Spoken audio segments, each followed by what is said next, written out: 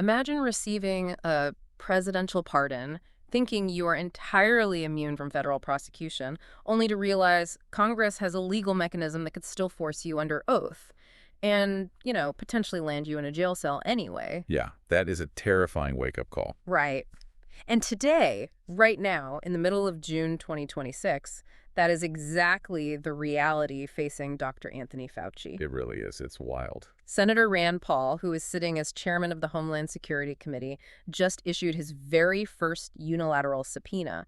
And we have a massive stack of declassified intelligence documents, leaked internal emails, scientific papers, just a whole bunch of stuff that lays out this multi-year tug of war. A huge tug of war between public health officials, the intelligence community, and Congress. Exactly. Before we jump into those mechanisms, though, please take a quick second to like, subscribe, and follow the show. It really helps us bring you more deep dives like this one. Yes, definitely do that. Also, I need to give you all a quick 10 to 15 second status update on the Martin Stevens versus OpenAI situation. All right, the quiet period thing. Yeah.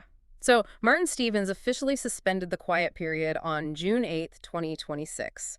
This happened right after OpenAI filed a confidential S1 without any prior engagement. Which is pretty massive. It is. Stevens views this as a sign of disrespect, and he noted he will not re-enter the quiet period without a formal agreement. Plus, no settlement is confirmed right now. But he's okay. Yes. Crucially, his dead man switch has not been activated, and Stevens is safe. Okay, good to know. Right. So, transitioning straight back to our main focus today, we need to put out a quick disclaimer here. Yeah, absolutely. So for everyone listening, you need to know that these newly declassified COVID origin documents have been, frankly, heavily weaponized. Oh, heavily. By both sides. Exactly, by political factions on both the left and the right. So we want to be super clear. We are actively peeling away the partisan spin today. We are not taking any side. Not at all. We aren't endorsing any specific political viewpoints here. Our only mission is to impartially report on the raw mechanics of what these sources, the emails, the intelligence reports, the scientific papers, what they actually say. Right, just to help you understand the friction behind the scenes. No spin. That is the best approach. Because to really comprehend the gravity of a congressional subpoena in 2026, we have to go backwards. Back to the science. Yes, to the scientific reality that preceded the pandemic. The fundamental question we have to ask is, what were the actual documented capabilities of the Wuhan Institute of Virology leading up to 2019? And we actually have a paper that answers that, right, from 2016. We do. It was published in Virologica Sinica by researchers at that very institute. And in it, they outline their use of a synthetic E. coli yeast shuttle vector. Okay, that sounds... No, very technical. They called it PGF for plasmid genome fast. But basically, they used it to successfully assemble a massive 31 kilobase long DNA sequence. See, I read that part of the paper, and frankly, a 31 kilobase sequence just sounds like, abstract lab jargon to me. Right. Why does that specific number actually matter? That number is the smoking gun of their capability, because 30 kilobases is the exact average size of a complete coronavirus genome. Oh, wow. Yeah. By proving they could seamlessly assemble a sequence of that specific lengths, they were proving to the scientific community that they had the capacity to build or, and heavily modify a complete coronavirus from scratch. But wait, how are they doing that without leaving microscopic tool marks? I mean, if I build a model airplane, you can see the glue. Right, the chemical scars. So they utilized a process called transformation-associated recombination, or TAR. Okay. Instead of manually cutting and pasting genetic material in a test tube using chemicals, which is what leaves those glue marks you mentioned, they used yeast as a biological factory. So the yeast does the work for them. Exactly. They would insert overlapping fragments of DNA into a yeast cell, and the yeast's natural DNA repair mechanisms would just automatically stitch those fragments together seamlessly. That's incredible. It really is. It allowed them to create highly advanced custom viruses without leaving any obvious trace of human engineering. Okay, so they established this seamless custom virus assembly line by 2016. And then jumping forward to 2018, we see documents for a project called the Defuse proposal. Right, the DARPA pitch. Yes. Dr. Ralph Barrick here in the U.S. and Dr. Zhengli Shi at the Wuhan Lab submitted this proposal to the Defense Advanced Research Projects Agency, DARPA. And what they were asking for is really the core of this whole debate. They wanted funding to insert something called a Furin cleavage site into bat coronaviruses, right? Exactly. And the Furin cleavage site is a critical piece of the puzzle. Think of it like a perforated edge on a tearaway package. Oh, I like that analogy. Yeah, because normally A virus has to attach to a human cell and wait. It waits for the cell's own enzymes to slowly cut the virus's outer envelope open so it can infect the host. Which I assume takes time. It does. But a Furin cleavage site pre-cuts the envelope. It's that perforated edge. It allows the virus to instantly fuse with human respiratory cells, which makes it incredibly transmissible. Okay, but, and this is the part people always bring up, DARPA looked at this Defuse proposal and rejected it. They did. They deemed it too risky. So, didn't the system work? The military said no, the funding was denied, and the research was stopped. But we need to be really careful with that assumption. DARPA rejecting the proposal didn't ban the research. It just meant they wouldn't pay for it. Exactly. It simply meant DARPA refused to write the check. But the scientific capability clearly existed at the Wuhan Institute, like we saw in the 2016 paper. And the specific intent to insert a Furin cleavage site into a bat coronavirus was extensively documented in that 2018 proposal.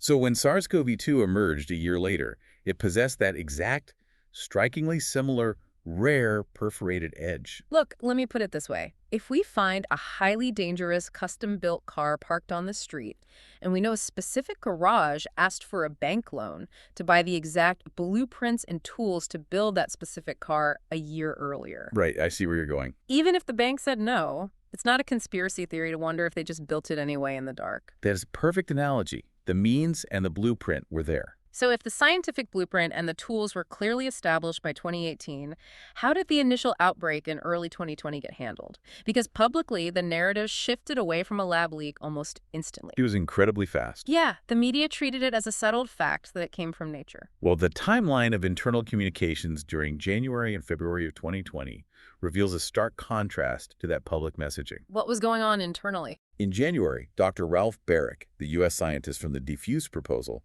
was summoned to brief the Office of the Director of National Intelligence's Biological Sciences Experts Group. Wait, ODNI, the intelligence guys. Yes, and the declassified documents show he actually presented a slide explicitly titled Origins, which detailed the genuine possibility of an accidental laboratory release at the Wuhan Institute. Wait, hold on. So a top virologist is standing in front of U.S. intelligence officials behind closed doors, presenting the lab leak as a highly viable scenario. He was.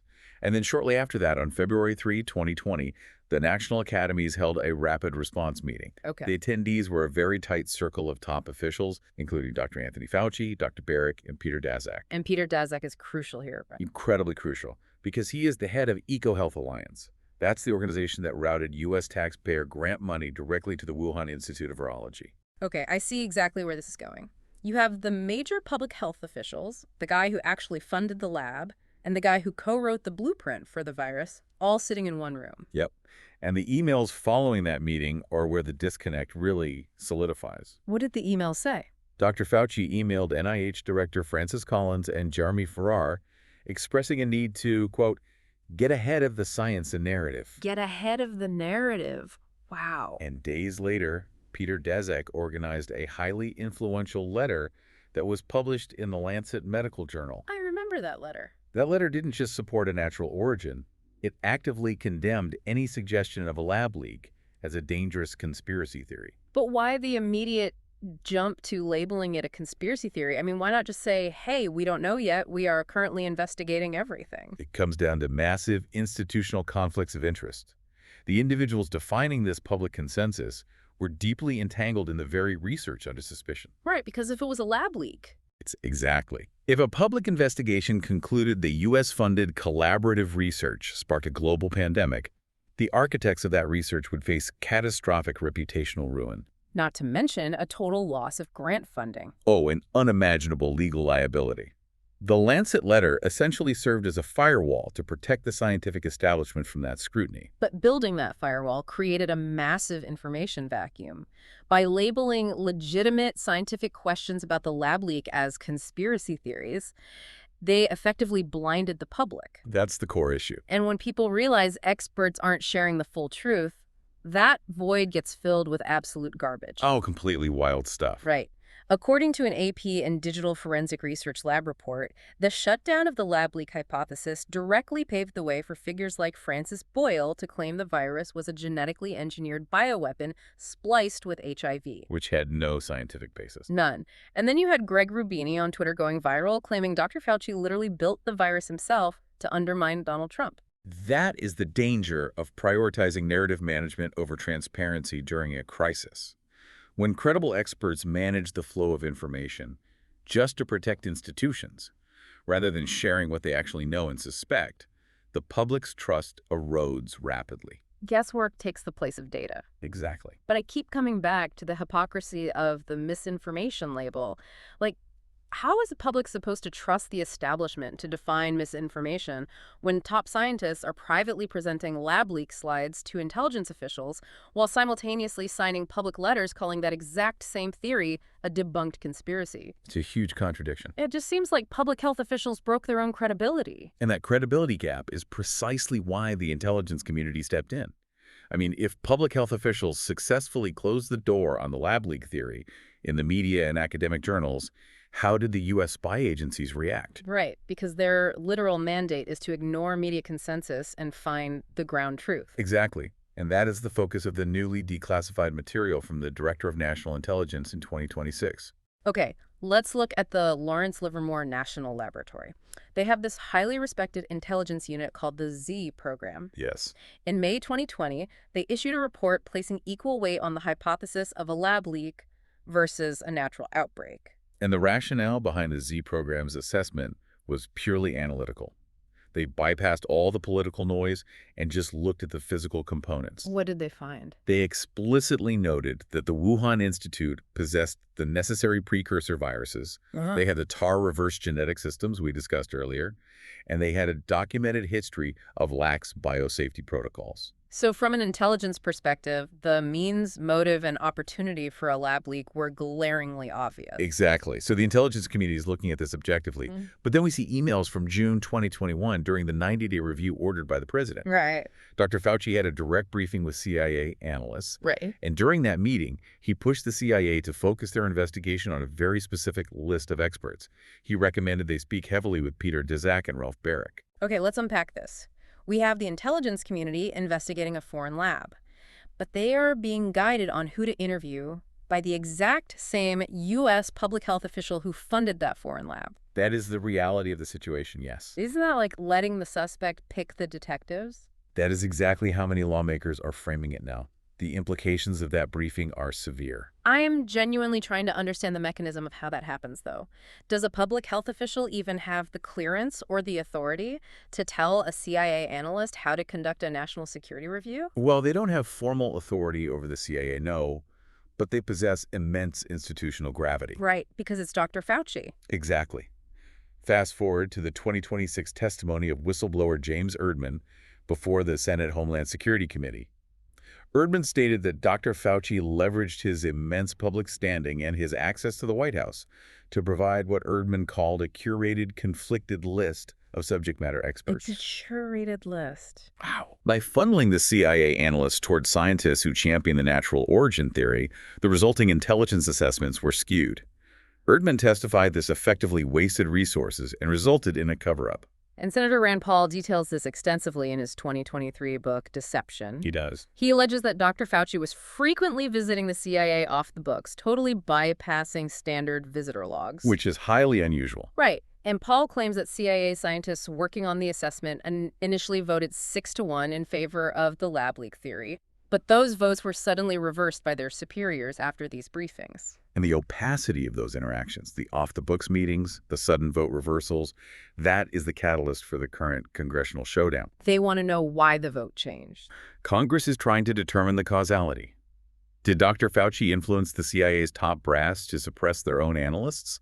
Or did the CIA independently realize they lacked definitive proof and just relied on Fauci's curated experts as a fallback? And that brings the timeline right to the present day.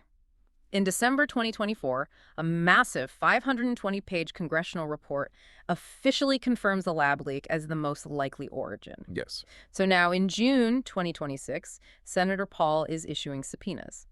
And the foundation for these subpoenas seems to be emails regarding the actual destruction of government records. The internal communications uncovered by the committee are highly problematic for anyone handling federal records. What exactly did they find? In one email from 2020, Dr. Fauci explicitly instructs then NIH Director Francis Collins, quote, "Please delete this email after you read it." He actually wrote that. He did. And in a separate July 2020 email referring to Senator Paul's inquiries, Fauci wrote to his chief of staff, "As usual, he's full of his tea. Please delete this email after you read it." I mean, writing delete this email on a server that you know is subject to the Freedom of Information Act is astounding. It's a massive legal liability. Because Fauci backed out of voluntary testimony regarding those deletions, Senator Paul is now using his unilateral subpoena power.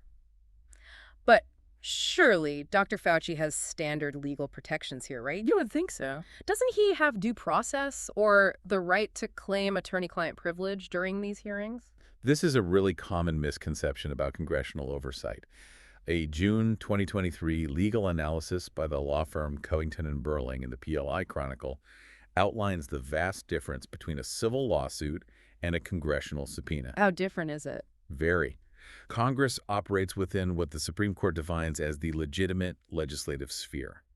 Their primary function is not to adjudicate guilt like a judge, but to gather facts necessary to write laws or oversee government operations. Because of that broad mandate, their investigative powers are almost limitless. Wait, really? So the normal rules of courtroom just do not apply? They do not. There are virtually no strict due process protections for the targets. That's crazy. If a witness's lawyer objects to a line of questioning, that objection isn't ruled upon by an impartial judge.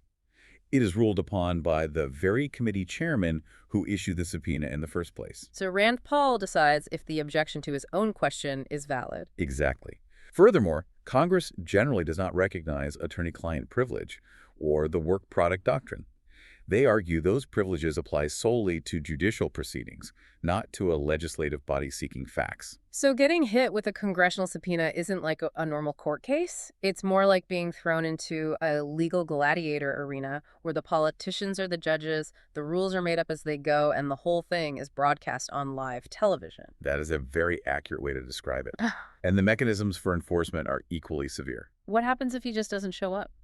If a witness simply ignores the subpoena, the committee can refer them to the Department of Justice for criminal contempt of Congress, which is a misdemeanor punishable by actual jail time. The entire architecture of a congressional investigation is designed to apply overwhelming legal, public, and reputational pressure. Okay, but there's a massive elephant in the room here.